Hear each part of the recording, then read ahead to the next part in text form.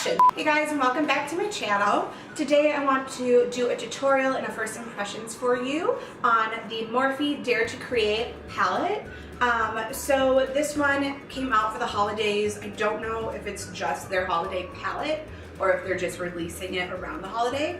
But it is $32, which you'll see once I open this is a fantastic price for what you get.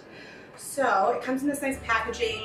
They're doing something a little new with their packaging. It used to be much more plain, but now we definitely have the metallic on here. Comes obviously bubble wrap, which is nice. And then this one is cardboard, kind of like the Jaclyn Hill palette. It's not plastic like their other palettes, but I actually really like this. It feels nice and smooth and actually a little more expensive than the plastic. And it has the metallic on it as well. I don't know how much glare I'm putting in the camera right now. Okay, it's probably enough. When you open it up here, it has M, standing for Morphe would be my guess, and then be your own muse, we dare you. I think it's really cute. Again, one thing I don't like with Morphe palettes is they don't have mirrors on any of them at the top. But I don't actually use mirrors in these that often, and I feel like that maybe saves them some money, so they're able to then make the palettes less expensive. So given I rather pay less without a mirror, but you know, sometimes you just wish there were a mirror there. So it comes with this nice overlay actually telling you of the names. That's something, again, like the Jaclyn Hill palette doesn't do, and neither do any of their others, where they tell you the separate names of each actual shadow. So I'm glad they do that for this, and you can just lay it on top.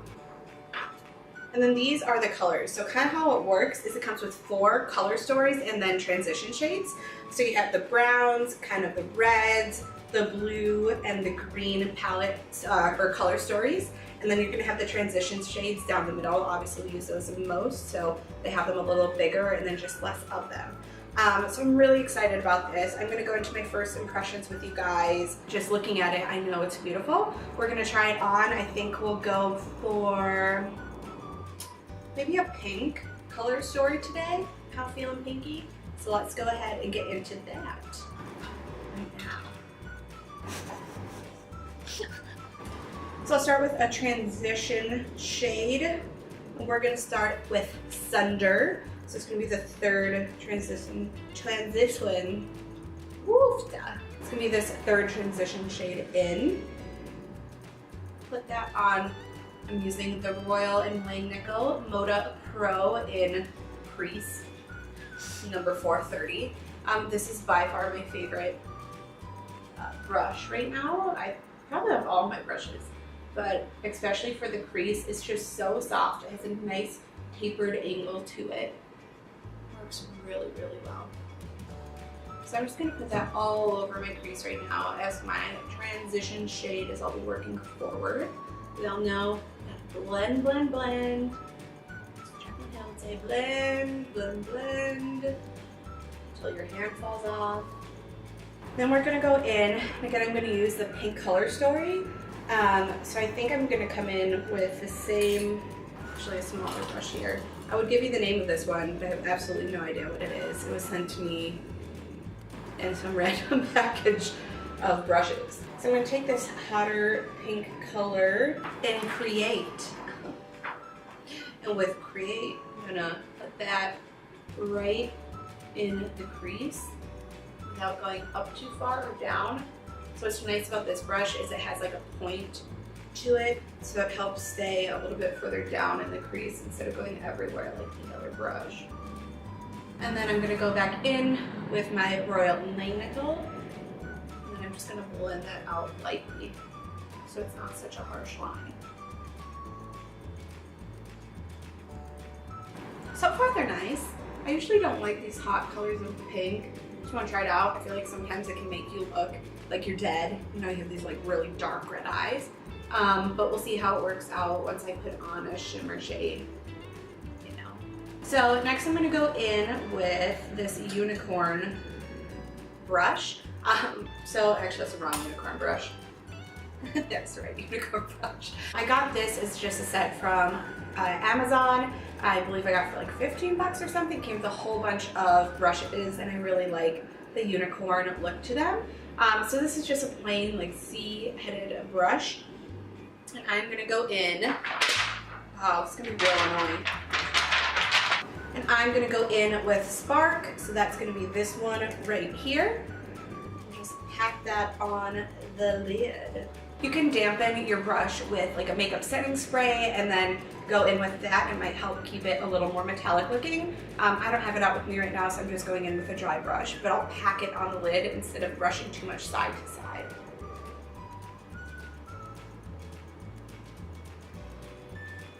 I feel like in general, I always like Morphe shadows, but I feel like these metallics have even less fallout than most of the ones that I use from them.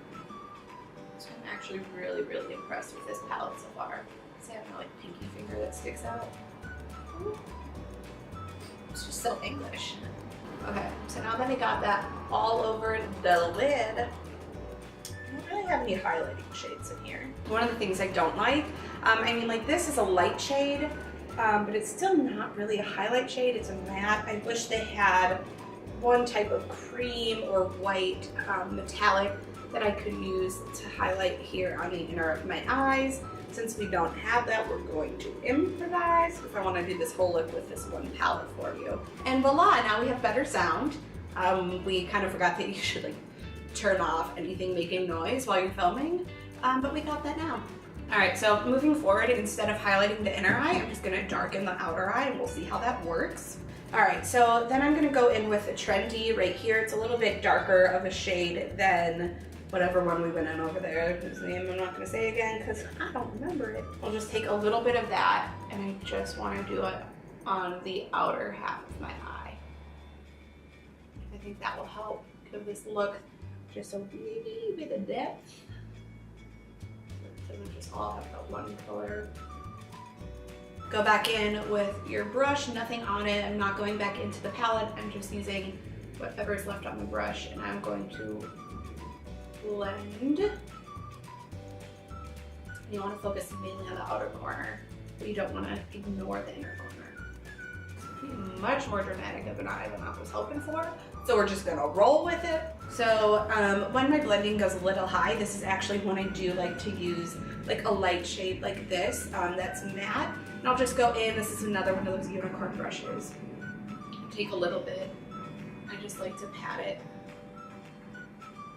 So we're going to continue on with the look. I'm taking yet another one of these unicorn brushes. I tell you, I don't really like their face brushes quite as much, but their eye brushes definitely help. So this one is very pointed, even more pointed than the other one I have. I'm going to go back in with that first metallic color I used right here. We're just going to take it on the brush and I'm going to help smoke out this eye a little by putting it on my lower lash line. I think the palette is definitely missing light color, so you're gonna get mainly dramatic eyes if you're only using this palette. You can easily find, I mean, they have other palettes that you can use that have the lighter shades for sure.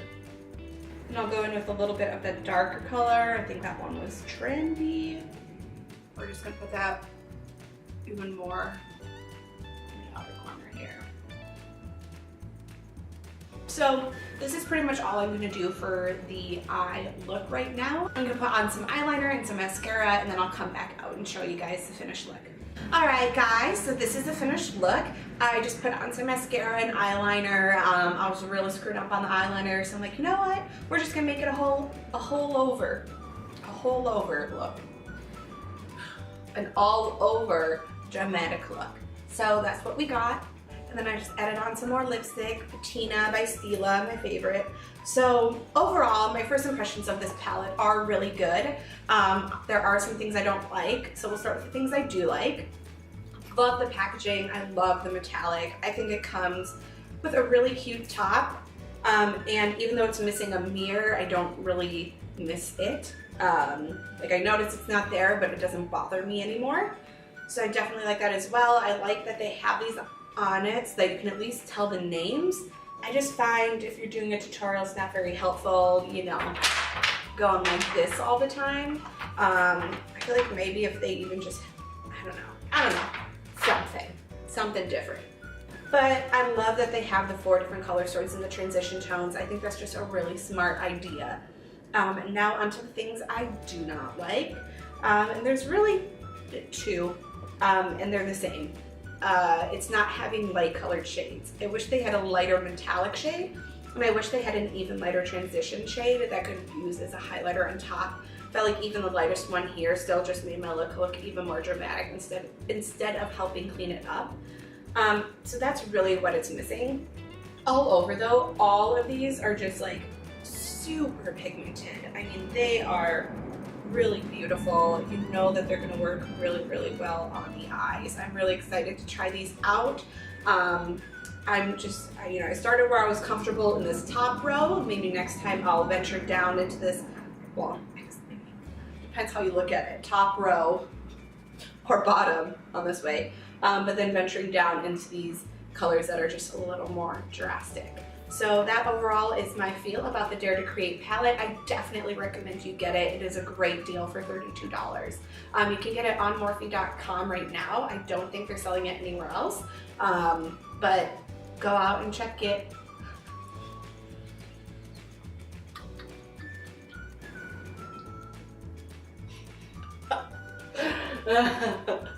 Go out and check it. That's it. And